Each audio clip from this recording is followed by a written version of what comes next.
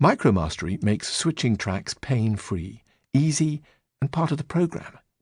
We aren't meant to be specialists. As we mentioned earlier, one study showed that only 3.6% of the population are naturally inclined to specialization. If you are part of the rest of the population, read on. And even if you aren't, read on.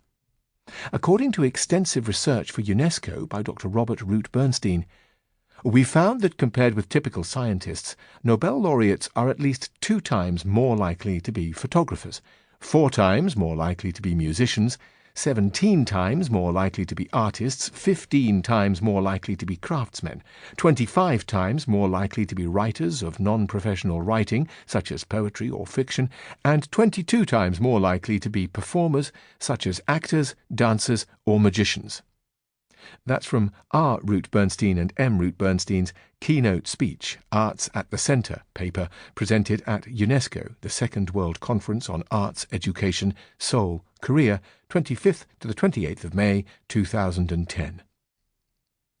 These Nobel Prize-winning scientists are specialists, but they enhance their speciality with outside interests, thus gaining new perspectives. Being polymathic isn't just the province of the genius. It's open to everyone. All you need are multiple micromasteries. The current interest in the portfolio career reflects our need and willingness not to stick to one occupation all the time. And as we've seen, even if you do desire a more conventional single-occupation career, it pays to feed it with micromasteries. Suppose you have a child who seems unusually talented at science and appears to have a natural inclination towards maths and physics. You might be tempted to engage a maths tutor, hopeful that your offspring will achieve great things thanks to early specialization. Walter Alvarez, a doctor, saw things differently. His son Luis was gifted in science, but he chose to balance this by sending him to a school noted for arts and crafts. Instead of fast-tracking through advanced calculus, Luis worked at technical drawing and woodwork, which didn't stop him from going on to study science later and ultimately win the 1968 Nobel Prize in Physics. Luis attributed his success to his ability to build any experimental apparatus he could imagine. Developing fine motor skills was also essential to the success claimed by celebrated U.S. astronaut Story Musgrave. He grew up on a farm, where he learned the skills to fix anything, which was just as crucial in a space station as it was to his later degrees in engineering and medicine. There is informal recognition of the advantage of a polymathic background.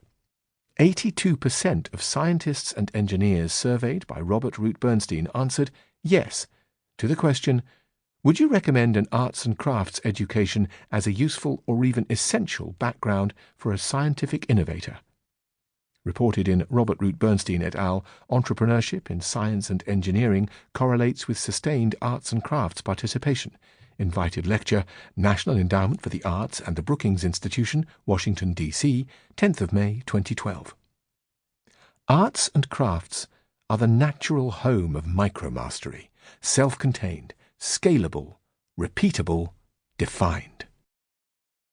Scientists and engineers are not alone in needing inspiration from elsewhere. Artists and writers also gain from having a non-arts background. W. H. Auden, Somerset Maugham, Anton Chekhov, and David Foster Wallace all had maths or science educations in addition to their literary pursuits. Foster Wallace was also a junior tennis player. Jack Kerouac and Ken Kesey were both American football players. Albert Camus played in goal for the Algerian national soccer team, and Samuel Beckett was a notable cricket player in his native Ireland, the only Nobel laureate to feature in the Wisden Cricketer's Almanac. When he was a child, Alexis Carrel, Nobel Prize winner in medicine in 1912, was taught by his lace-making mother how to stitch incredibly tiny and intricate patterns. He later used this skill in making groundbreaking advancements in the field of surgery. Hans von Euler-Chelpin focused on fine arts at college before an interest in colour led him to the sciences, and he would eventually win the 1929 Nobel Prize in Chemistry. Leading astrophysicist Jakob Shaham claimed, "Acting taught me how to read equations like a script with characters I had to bring to life."